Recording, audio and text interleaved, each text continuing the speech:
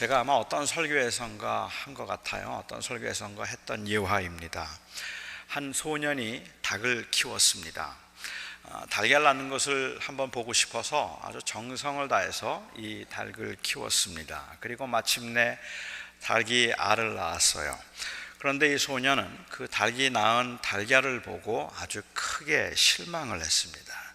자기가 생각했던 것보다 그 달걀이 훨씬 작았기 때문입니다. 그래서 이 소년은 밖으로 나갔습니다. 시장에 가서 무엇인가 사가지고 그것을 페이퍼백에 넣어서 다시 집으로 돌아왔습니다. 그리고 닭 앞에 그 시장에서 사온 것을 닭 앞에다가 내놓았어요. 타조알이었습니다.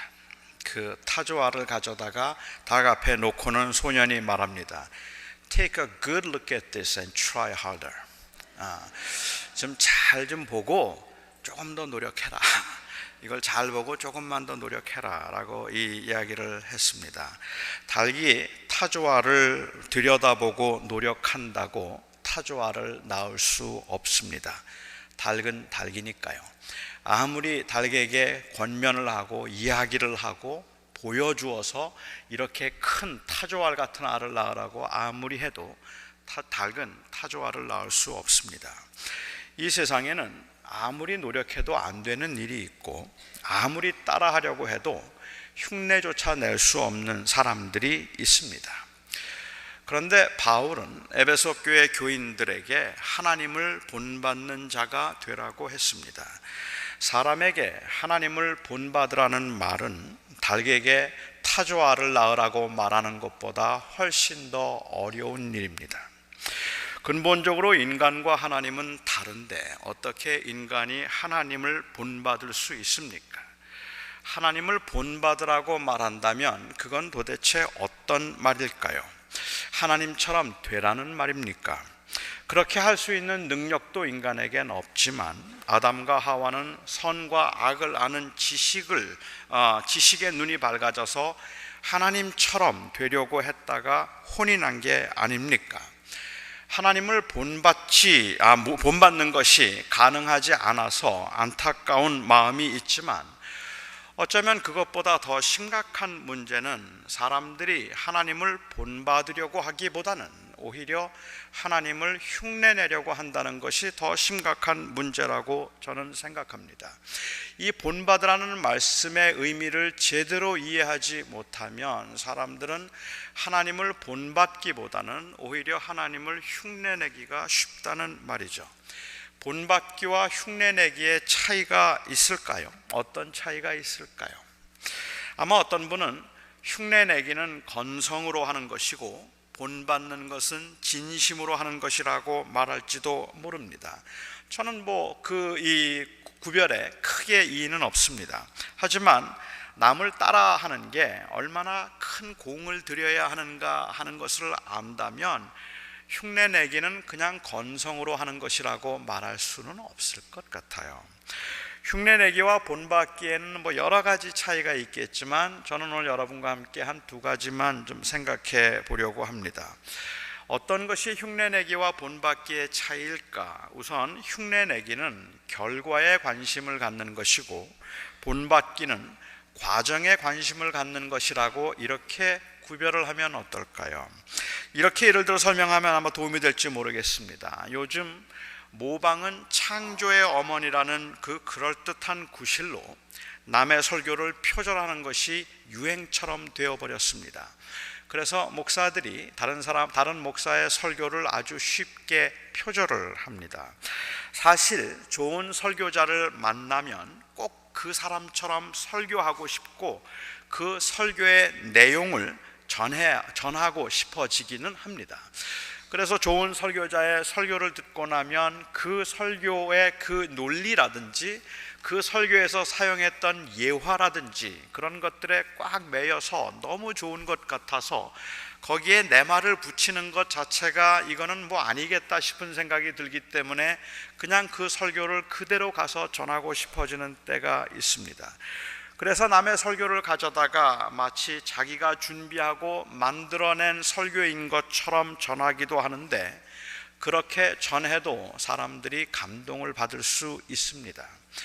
특히 이 전달 능력이 탁월한 사람이라면 원 설교자보다 훨씬 더 잘할 수도 있습니다. 표절된 설교가 원 설교보다 훨씬 더 탁월한 경우들은 그 유능하게 설교를 전하는 사람에 의해서 결정되는 것 같기도 해요. 하지만 설교를 준비하기 위해서 이 설교자가 본문을 연구하고 묵상하고 기도하면서 원고를 작성했다면 그 과정에서 얻은 지식과 경험은 결과만을 표절한 사람에게는 아주 생소한 것입니다. 설교가 한 사람의 인격과 삶에서 나오는 것임을 인정한다면 이러한 경우는 본받은 것이 아니라 사실은 흉내내기를 한 것이라고 볼 수 있을 것 같아요. 하지만 비록 결과가 같은 결과에 도달하지 않았다 하더라도 한 사람의 설교를 준비하는 과정을 따라서 본문을 묵상하고 연구를 하고 기도를 하려고 애를 썼다면 저는 그것이 본받는 모습이라고 생각을 합니다. 짝퉁은 결과만 따라하는 것입니다. 진품과 너무 똑같이 생겼지만 전문가가 아니면 도저히 식별할 수 없을 만큼 진품하고 똑같이 생겼지만 과정이 없기 때문에 허술하고 허접하고 절대로 진품과 같은 것이 될 수가 없는 겁니다. 요즘에 제가 만나는 신학생들 아니면 젊은 목회자들이 저에게 묻는 질문, 아마도 거의 모든 목회자들이나 목회 지망생들이 가장 관심을 가지고 있는 것이 설교이니까 저에게 자주 묻는 질문이 설교 준비를 어떻게 하느냐는 것을 묻습니다. 어떻게 설교 준비를 하느냐고 묻는데 그 설교 준비를 어떻게 하는가 하고 묻는 그 질문의 의도가 그냥 단순히 제가 이런 주석책을 보고 아니면 제가 이러한 것들을 준비하고 이렇게 쓴다고 하는 그 노하우를 조금 알 수 있는 것이라고 생각해서 그것을 따라하려고 한다면 저는 그거는 흉내내기라고 생각합니다. 오히려 그것보다는 그 설교의 과정에서 설교가 무엇인가에 대한 본질적인 질문을 하거나 그 설교를 준비하면서 그 가지고 있는 기본적인 그 가치관을 한번 고민해 보고 싶어 하는 생각이 있다면 저는 그것이 본받기일 것이라고 생각을 하죠. 흉내내기와 본받기에는 또 다른 이 차이가 있습니다. 그것은 바로 의도의 차이입니다. 저는 오늘 이 점을 좀 더 집중적으로 여러분과 함께 생각해 보고 싶습니다.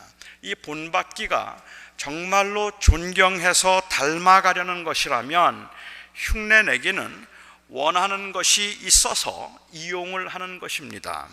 똑같이 따라하지만 정말 그렇게 되고 싶어서 따라하는 것과 다른 원하는 것이 있어서 흉내를 내는 것은 아주 다른 것입니다.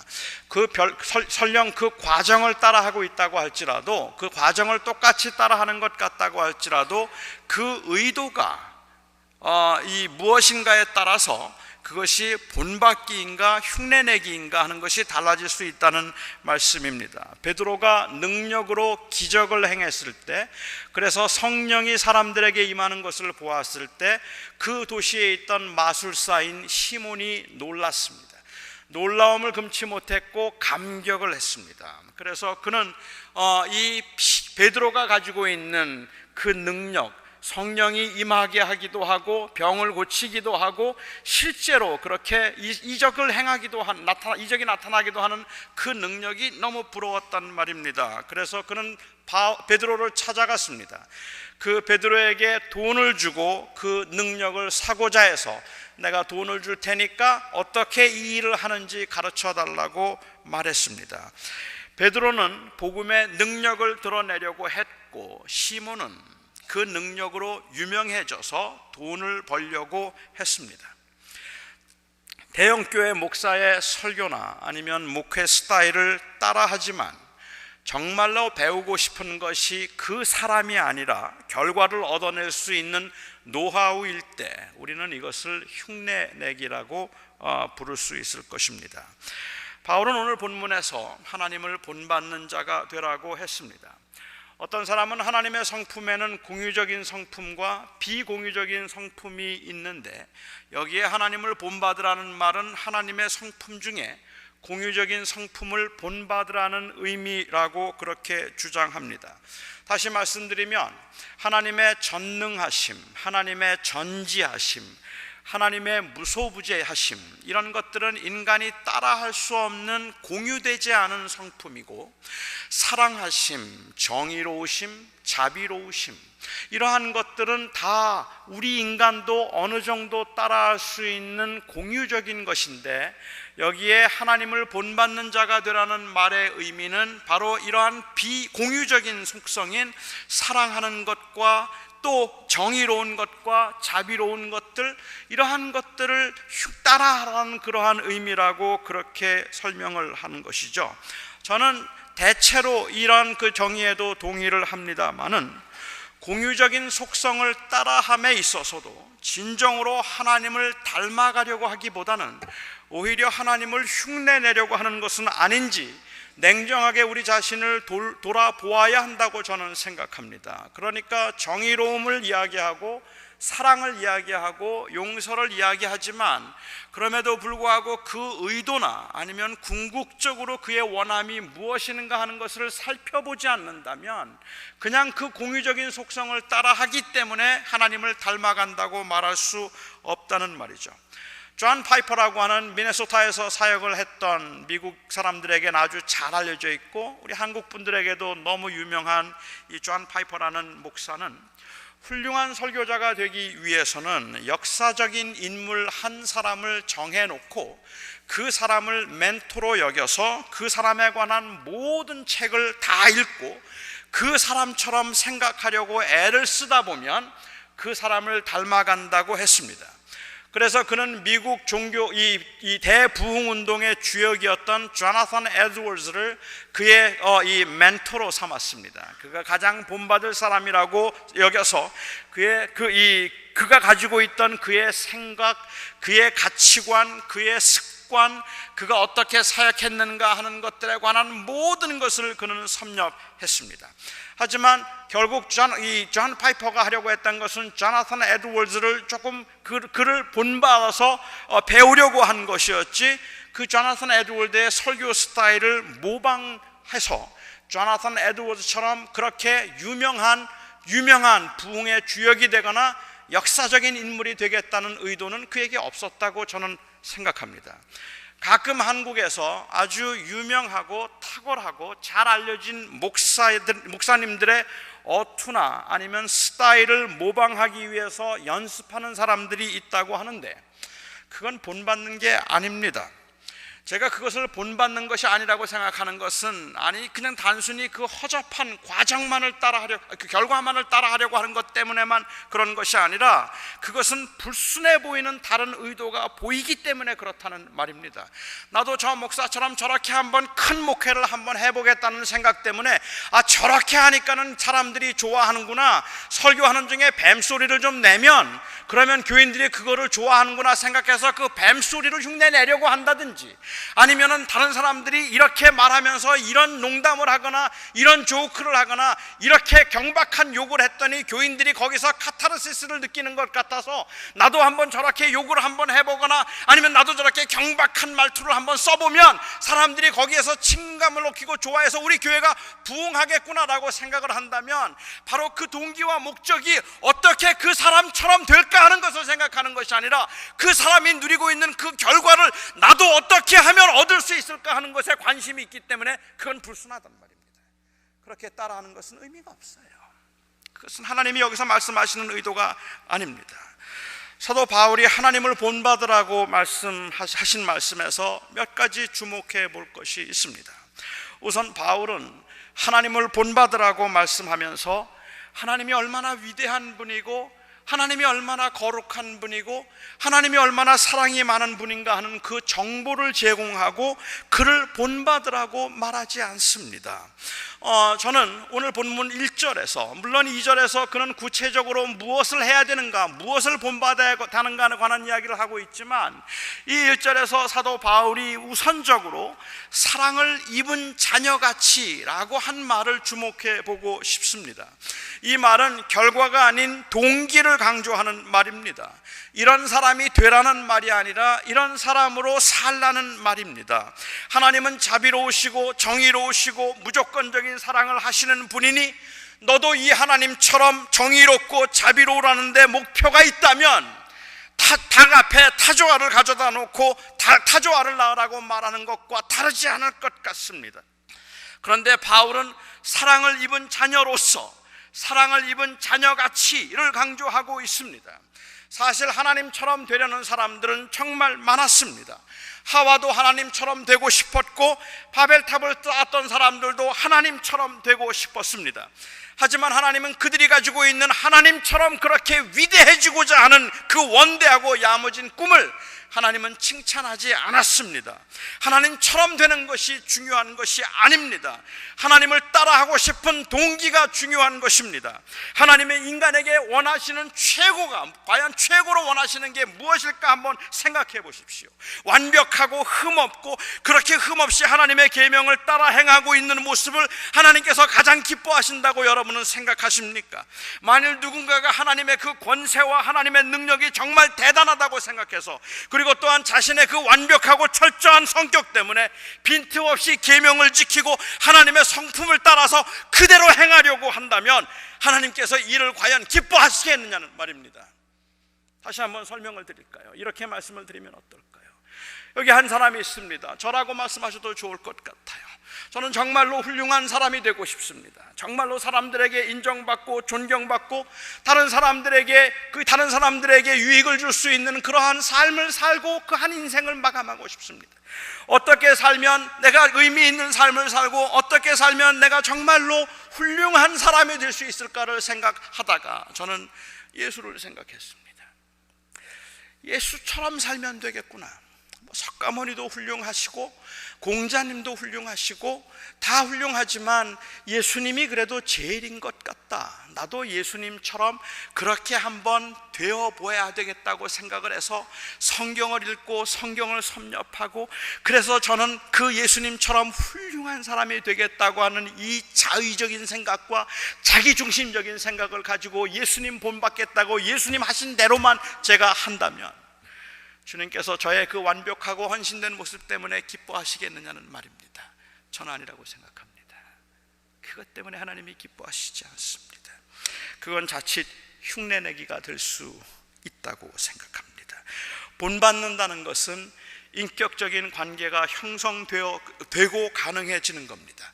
하나님께서 그의 백성들에게 주신 10개의 계명이 출애굽기 20장에 한 번 나오고 신명기 5장에 한 번, 2번 나옵니다. 그런데 이 10개의 계명을 주시기 전에 항상 하신 말씀이 있습니다.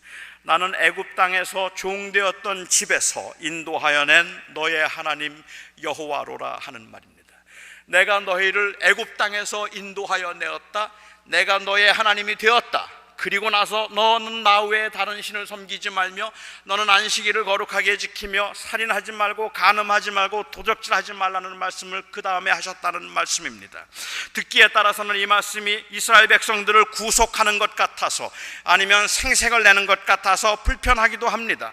이스라엘 백성들이 애굽에서 겨우 건짐을 받았는데 그렇게 받았는가 싶더니 그 후에 10개의 계명을 가지고 그 백성들을 옥죄이거나 아니면 얽매여서 하나님의 종이 되도록 하신 것처럼 그렇게 들릴 수도 있을 겁니다. 하지만 이 말씀은 하나님이 그렇게 생색을 내는 말씀이 아니라는 말이에요. 내가 너희들을 구원하였으니 이제부터는 너는 내 말을 잘 들어야 한다는 이야기를 하고 계시는 것이 아니라 이 모든 계명을 지킬 수 있도록 가능하게 만드는 것은 바로 하나님께서 우리를 구원하셨다고 하는 그 하나님의 사랑과 구원이 동기가 되어야 한다는 말을 하고 있는 겁니다. 그것이 없다면 그냥 말씀대로 열심히 사는 것 자체는 별로 의미가 없다고 생각하는 거죠. 모든 계명을 지키는 이유는 사랑에서부터 비롯된 것이어야 한다는 말입니다. 하나님이 가장 원하시는 것은 사랑의 관계입니다. 사람들은 제 딸을 보면 다들 저를 닮았다 그래요. 엄마를 닮지 않고 아빠 닮았다. 그래서 사람들은 제 딸을 보면 아빠하고 똑같네, 아빠 완전히 붕어빵이네, 그렇게 이야기를 하고 제 딸은 싫어합니다. 제 딸은 그 말이 얼마나 영광스러운 말인지 몰라서 그 말을 들을 때마다 불편해하고 엄마 닮았다는 말을 듣고 싶어 하는 것 같아요. 자식이 부모를 닮았다고 하면 그러면 대체로 자식들은 별로 탐탁하게 생각하지 않는데 부모는 기분이 정말 좋습니다.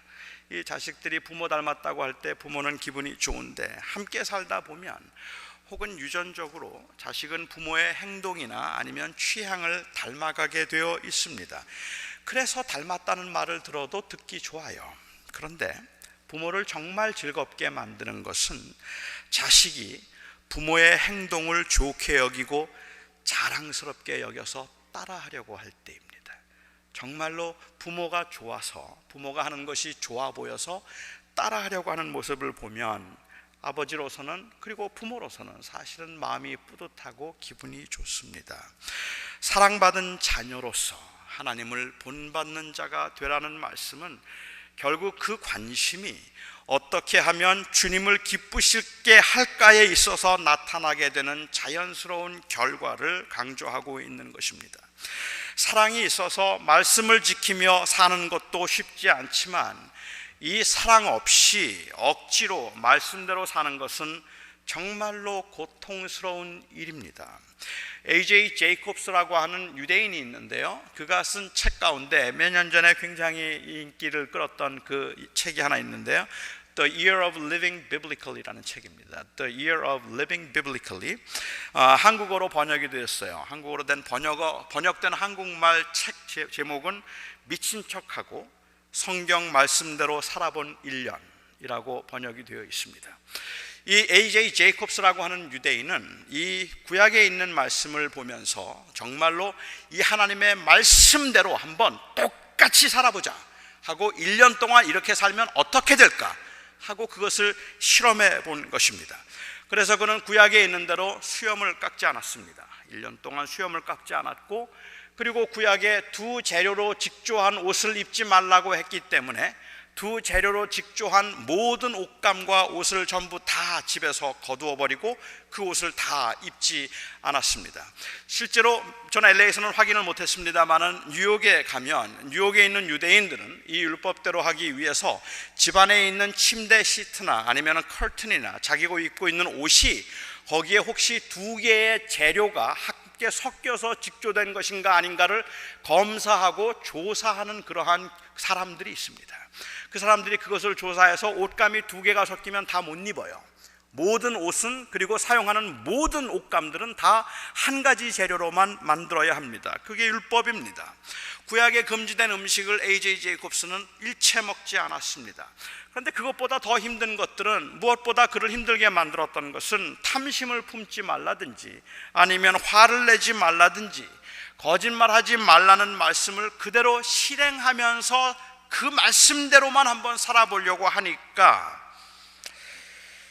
마치 영어가 제2 외국어가 된 것 같았다고 그렇게 고백을 했습니다.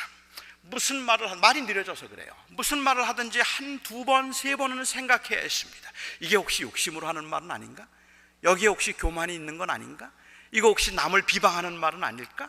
그것을 한 번 짚어보고 또 한 번 짚어보고 다시 생각하고 말을 하려니까 말이 느려지고 말이 적어졌다고 이야기를 했습니다.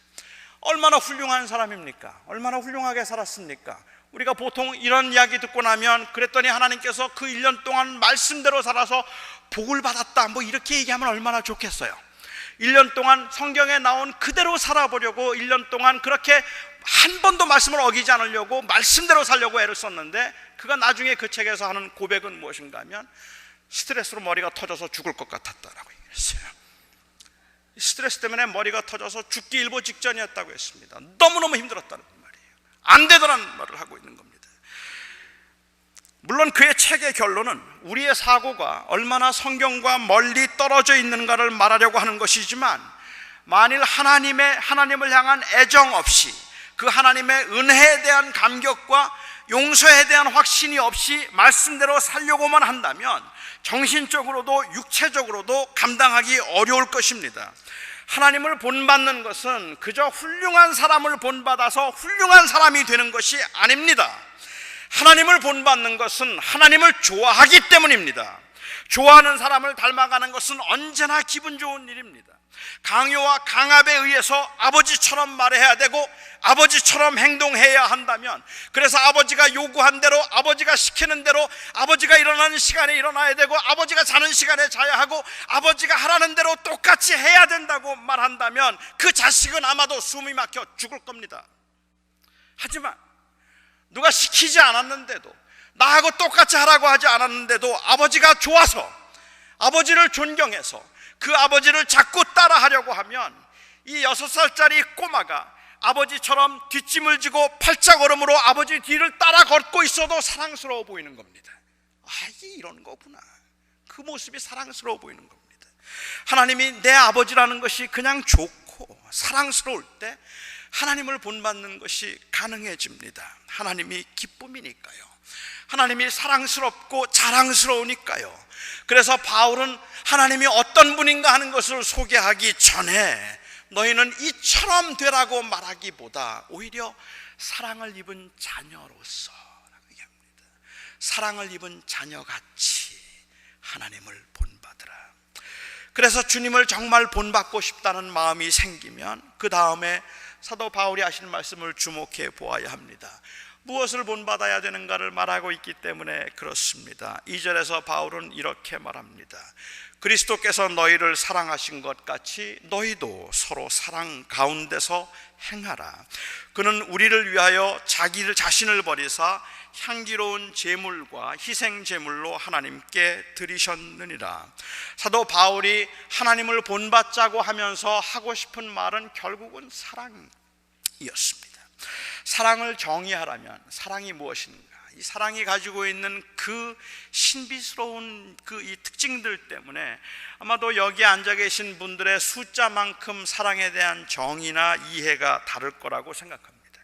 사랑은 밀가루라 말하는 분도 계시고, 사랑은 초콜릿이라고 말하는 분도 계시고, 사랑은 눈물의 씨앗이라고 말하는 분도 계시고, 사랑은 연필로 쓰는 거라고 말하는 분도 계십니다.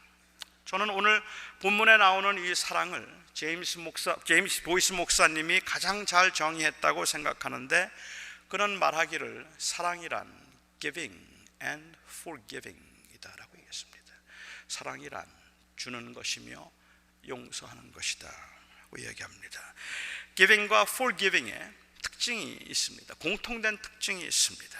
그것은 바로 상대방을 먼저 생각하는 것입니다.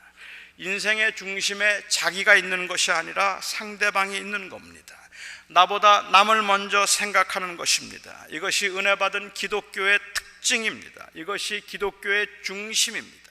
이것이 복음의 핵심입니다. 지금까지 더러운 말을 하지 말라, 도적질하지 말라, 분을 내지 말라, 거짓말을 하지 말라는 모든 말씀들은 율법으로 요약되는 것이 아니라 사랑으로 요약되는 것입니다.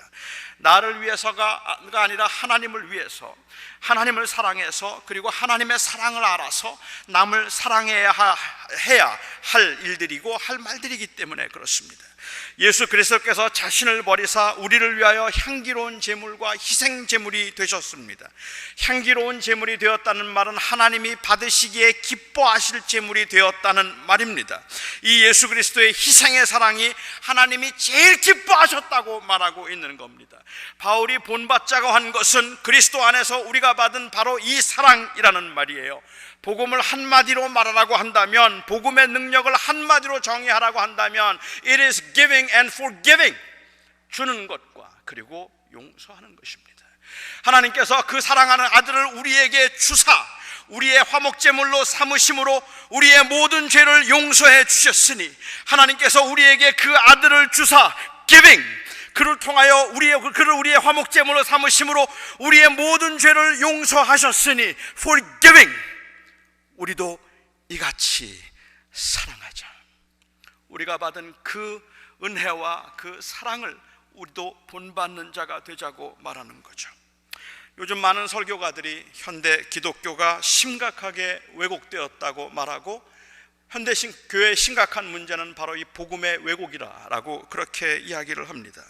복음을 왜곡시켰다는 말에는 여러 가지 의미가 함축되어 있겠지만, 저는 그 중에 하나는 하나님이 우리에게 주신 최고의 소식이 바로 하나님의 아들을 주심으로 모든 죄를 용서하셨다는 사실인데 이것을 잊어버렸다는 말입니다.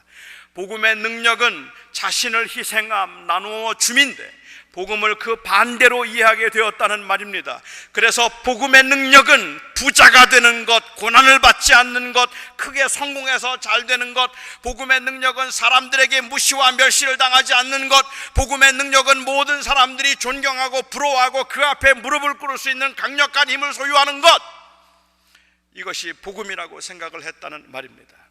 옛날 우리 교회 특징을 말하라고 한다면 비천해 보이고 천박해 보이고 어리석어 보이고 무식해 보이는 사람들임에도 불구하고 그들이 보여주었던 그 특징은 예수 그리스도께서 우리를 사랑하신 것 같이 자꾸 나누려고 하고 무조건 용서하려고 하고 원수까지라도 사랑하려고 했던 것이었다면, 오늘날 우리 교회는 용서, 이런 단어들은 이미 오래전에 생소한 단어가 되어버렸습니다. 복음은 능력을 의미했기 때문에 그렇고, 이 능력이란 바로 다른 사람들을 내 앞에 굴복시키는 힘이라고 생각했기 때문에 그런 겁니다. 예수를 믿는 사람들이 예수를 잘 믿고 교회 생활을 열심히 하는 궁극적인 이유가 내가 가장 적게 주고 가장 많이 받는 것이 되어버렸고, 교회 안에서도 어떻게 하면 섬길 수 있는가, 어떻게 하면 나눌 수 있는가 보다 내가 어떻게 하면 모든 사람의 그 관심의 중심에 있을 수 있는가 하는 것과 내가 어떻게 하면 더 누림을 받을 수 있을까 하는 것에 있게 되었다는 말입니다. 하나님을 본받는 자 되라고 했더니 하나님께서 당신의 아들을 주기까지 우리를 사랑하신 그 희생을 본받는 것이 아니라 하나님의 능력과 힘을 흉내내려고 했다는 말입니다. 이 교회가 그래서 괴물이 되어버렸다는 말입니다. 여러분, 하나님께서 이 믿는 사람들에게 하나님을 본받는 자가 되어서 예수 그리스도께서 자신을 희생제물로 드린 것처럼 너희도 그 하나님의 사랑을 본받아서 서로 사랑하라고 말했더니, 우리는 그 하나님을 본받는 자가 된 것이 아니라 하나님의 능력으로 어떻게 부자가 되고 어떻게 큰 교회를 이룰 수 있고 어떻게 하면 사람들에게 대접을 받을 수 있고 어떻게 하면 이 땅에서 무시를 당하며 살지 않을 수 있는가 하는 그 하나님의 능력을 흉내내는 교회가 되어버렸다는 말입니다. 2008년 10월 뉴욕타임즈에 인도에 있던 기독교인들에 관한 기사가 실린 적이 있었습니다. 저는 그때 그 기사를 읽고 제가 보였던 부끄러운 반응 때문에 저는 이 기사를 잊지를 못하고 이 사건을 잊지를 못합니다. 힌두 과격파들이 오리사 주에 있는 교인들을 괴롭혔는데 그 주에 있던 칸다말이라고 하는 그 한 도시에서 기독교인들 30명이 무참하게 살해를 당했습니다. 기독교인 30명이 살해를 당했고 그 마을에 있던 기독교인 가정 3,000 가구가 불에 타버렸습니다. 그리고 150개의 교회가 다 전소되었습니다. 그 기사에 이 디갈이라고 하는 그 이 한 청년의 이 인터뷰가 그곳에 실려 있었습니다. 디갈이라고 하는 이 청년이 그 마을 사람이었는데 힌두교 과격파들에게 사로잡혔습니다. 그 과격파들이 예수님의 사진을 가져다가 이 바닥에 던지고는 디갈에게 이 사진을 불에 태우라고 했습니다. 만일 예수님의 사진을 불에 태우지 않으면 그 너희의 집을 다 불살라 버릴 테니까 이 사진을 불에 태우라고 했습니다. 결국은 그의 집이 완전히 다 불에 타버리게 되었습니다. 그때 제가 그 기사를 읽으면서 기독교인들 150개의 교회가 전소되고 그리고 3,000 가구가 불에 타고 30여 명의 기독교인들이 무참하게 화형을 당하거나 살해를 당했다는 그 기사를 보면서 제 마음속에 제일 먼저 들었던 생각이 무엇인지 아십니까? 제 마음에 제일 먼저 들었던 생각은 한판 붙자였습니다. 한판 붙지. 하나님은 뭐 하시나? 아니 이 하나님을 믿지 않는 사람들이 하나님의 교회를 함부로 만들고 있고 하나님의 교회를 함부로 태우고 있고 믿는 사람들을 이렇게 무참하게 박살하고 죽이고 있는데 그 정의로우신 하나님은 도대체 무엇을 알고 계시는가? 혹시 하나님께서 우리에게 들려주시는 음성이 바로 우리로 하여금 일어서서 저들과 싸워서 저 불의하고 악한 자들을 쫓아내고 그것을 기독교화라고 하나님께서 부르시는 것은 아닐까? 제 마음속에 들었던 생각은 이건 부당하다는 생각이었고, 그래서 제 마음에 들었던 생각이 한판 붙자였습니다. 우리가 한판 붙으면 저는 힌두교쯤은 기독교가 너끈히 이길 수 있을 거라고 생각했습니다. 마치 예수님을 거부하던 사마리아 사람들에게 불이 내리기를 원했던 요한처럼 아무 능력도 없으면서 하나님을 흉내내려고 했던 것입니다. 아무의 보호도 받지 못한 채 단지 그리스도인이라는 이유만으로 집과 가게를 다 잃어버렸지만, 제가 그들을 위해서 진심으로 했어야 할 기도, 아니 어쩌면 그들이 정말 원했던 기도는 힌두교인들을, 그 과격파들을 죽일 수 있는 힘이 아니라 인내할 수 있는 힘, 그들을 용서할 수 있는 힘이 아니겠습니까? 그것이 복음이 아닙니까? 그런데 이제는 그리스도인들의 입에 인내, 용서, 수모 이런 단어들은 사라졌습니다. 세상 사람들이 말하는 대로 이제 교회에서도 그 말은 무능함이 되어버렸습니다. 오늘날 여러분들이 아시는 것처럼 현대 사이콜로지에서는 이제 더 이상은 죄라는 말도 쓰기를 거부하고, 그뿐만 아니라 용서라는 말도 쓰기를 거부합니다. 용서는 약함의 의미이기 때문에 그렇습니다. 그래서 용서라는 말이나 힘이라는 말보다는 오히려 위로, 상처라는 말을 훨씬 더 좋아하는 세상입니다. 그리스도인의 희생이라는 관점에서 용서, 나눔, 인내 이런 단어들을 생각하는 것이 아니라 바로 이 세상이 가지고 있는 그 영향력 때문에 힘이라는 관점에서 인내와 용서와 나눔을 생각하고 있기 때문에 이 현대 교회가 하나님을 흉내내려는 괴물의 모습처럼 보이기 시작했습니다. 여러분은 정말로 하나님을 본받는 자가 되고 싶으십니까? 하나님을 본받고 싶다 싶을 만큼 하나님이 여러분의 기쁨이 되십니까? 여러분은 하나님을 좋아하십니까? 그렇다면 하나님을 본받는 삶이란 하나님의 능력과 힘을 누리며 사는 삶이 아니라 하나님의 사랑을 누리며 사는 삶임을 잊지 마시기 바랍니다. 예수 그리스도께서 당신을 희생제물로 드림으로 하나님을 기쁘시게 한 것처럼 우리의 삶도 다른 사람들을 위해서 나누어 주고 받아주고 용서할 때 저와 여러분이 좋아하는 그 하나님이 좋아하십니다. 주님의 은혜가 너무 커서 주님을 본받고 싶은 마음이 간절하고, 그래서 용서와 또 나눔의 거룩한 부담이 우리의 마음속에 생길 때, 그 마음을 따라감으로 주님을 본받게 될 때 성화는 자연스럽게 이루어지게 될 것입니다. 힘을 따라함으로 하나님을 흉내내려고 하지 말고, 그 능력을 따라서 영광과 권세를 자꾸 누리려고 하지 말고, 하나님께 속한 것은 하나님께 드리고 인내와 용서, 사랑으로 하나님을 본받는 저와 여러분이 될 수 있기를 바랍니다. 우리의 교회들이, 이 땅에 있는 주님의 교회들이 바로 주님께서 말씀하신 은혜를 입은 자들이기에, 세상에서 그리스도의 은혜를 입은 자들이기에 giving and forgiving, 그 아들을 주사 우리의 죄를 용서하신 것처럼 그 사랑을 본받을 수 있을 때 저는 비로소 복음의 능력이 회복된다 생각합니다. 기도하겠습니다. 나의 하나님, 제 안에 웅크리고 있는 그 강한 죄성은 아주 그럴듯하게 포장되고 정당화되어 있지만 사실은 누림입니다. 대접받고 싶고 인정받고 싶고 잘한다는 말을 듣고 싶습니다. 그래서 하나님이 기뻐하시는 일이 무엇일까 보다 무엇이 나를 기쁘게 할까를 생각하고 사람을 기쁘게 하는 것은 무엇일까를 먼저 생각하기도 합니다. 오 주님, 이 시간에 주님께서 저희들을 불쌍히 여겨주셔서 우리로 하여금 그 은혜를 놓치지 않고 살아갈 수 있게 하여 주시옵소서. 우리가 사랑을 입은 자녀인 것을, 이 땅에 사는 동안에는 미약하고 부족하고 연약하고 병약하고, 이 땅에 사는 동안에는 정말 아무것도 아닌 것 같지만 그럼에도 사랑을 입은 하나님의 백성이요 하나님의 자녀인 것을 잊지 않고 저희가 그 은혜를 붙들고 살아갈 수 있게 하여 주시옵소서. 예수님의 이름으로 기도하옵나이다. 아멘.